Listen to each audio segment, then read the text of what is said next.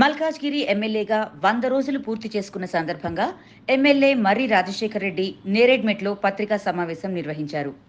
ఈ సందర్భంగా మల్కాజ్గిరి ఎమ్మెల్యే మర్రి రాజశేఖర్ రెడ్డి మాట్లాడుతూ, ఈ 100 రోజుల్లో మల్కాజ్గిరి ప్రజల సమస్యలపై తాను చేసిన పనులను మరియు పలు హామీలపై కూలంకషంగా మీడియాకు వివరించారు. తాను ఎమ్మెల్యేగా ఎన్నికైన ఈ 100 రోజుల్లో మల్కాజ్గిరి నియోజకవర్గంలో ఉన్న సమస్యలపై తాను చేసిన కృషిని వివరించారు. అలాగే మొన్న తనకు చెందిన కాలేజీల్లో ప్రభుత్వ భూమిని కబ్జా చేశారంటూ దుండిగల్లోని తన కాలేజీల్లో కూల్చివేతలు జరిగిన విషయంపై స్పందించారు. తాను ఎక్కడా ఏ భూమిని కబ్జా చేయలేదని, ఒకవేళ చేశానని నిరూపిస్తే ఆ భూమిని ప్రజలకు ఇచ్చేస్తానని తెలిపారు.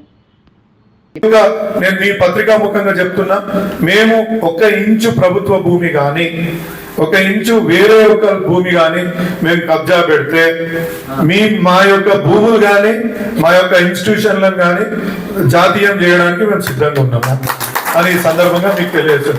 ఇంకా చాలా మంది నాయకులు మేము కబ్జా పెట్టిన భూములు ఉన్నాయి, మీకు ఆరు ఉన్నాయి, మేము ఇంకోటి కూలగొడతాం, ఏది మీరు రండి, మీకు ఏం కావాలో మేము చూపిస్తాం, ఏం కూలగొడతారో సంతోషంగా మీ యొక్క పగని చల్లార్చుకోండి, కూలగొట్టించుకుంటూ నిర్మాణం ఏ విధంగా కూడా మీరు నిర్మాణం చేయలేరు. జాతి నిర్మాణం చేయాలంటే చాలా ఆలోచన శక్తి, దానికి ఒక కసి, దాంతో ముందుకెళ్లాల్సిన అవసరం ఉంటుంది.